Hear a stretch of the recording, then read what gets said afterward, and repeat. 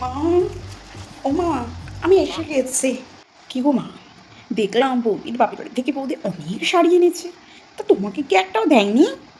ও মা, বাবা বৌদি কোথাও বেরোচ্ছ নাকি? তা শাড়ি পরোনি? আমি তো বিয়ের 1 বছরের মধ্যে কোনো ড্রেস পরিনি শাড়ি ছাড়া। না সালোয়ার কামিজ, না চুড়িদার, না কি এমনি অন্য কিছু। কি গো মা, বৌদির বাপের বাড়ি থেকে বৌদি তো অনেক গয়নাগাটি এনে, তো তোমার কাছে রাখতে দেয়নি?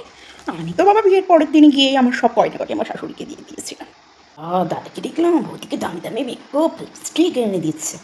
আমি তো কখনো তো কোনোদিন আমাকে একটা নেল পালিশও কিনে দেয়নি। তোমাদের বাড়ির সব কিছুরই কি আজকাল পাল্টে যাচ্ছে। দেখো তোমরা আবার পাল্টে যেও না যেন। ও মা, বাবা পাড়ায় কাকিমারা সব কি আলোচনা করছে বৌদিকে নিয়ে। বৌদি নাকি স্লিপলেস নাইটি পরে ছাদে জামা কাপড় মিলছে।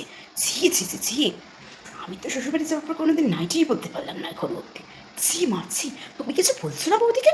কিছু বলো, দাদাকে দিয়ে বলা। মা, বৌদিকে দেখতো ফোনে শুধু কুচি কুচি ফুসে কুচি কুচি করছে। কার সাথে সারাদিন এত কথা বলবো? আমি তো বিয়ের পর ওইবার থেকে ফোনে হাত দেওয়ার সময়টুকু পাইনি গো। বাবা সারাদিন দেখে ফোনে কুচি কুচি কুচি কুচি। এখন থেকে লাগাম লাগাও মা, এখন থেকে লাগাম লাগাও, বুঝলি তো? নাহলে দেখবে এরপর তোমার বউ তোমার উপরে চড়ি ঘোরাবে আর তুমি বসে বসে চোখে জল ফিরবে, বুঝলে? এখন থেকে লাগাম লাগাও আর ঘরের চাবিকাঠিটা নিজের হাতে ধরে রেখো। আসছি। আমি এত কিছু বললাম বলে এবার কিছু মনে করো না, ভেবো না তোমার মেয়ে তোমার সংসারে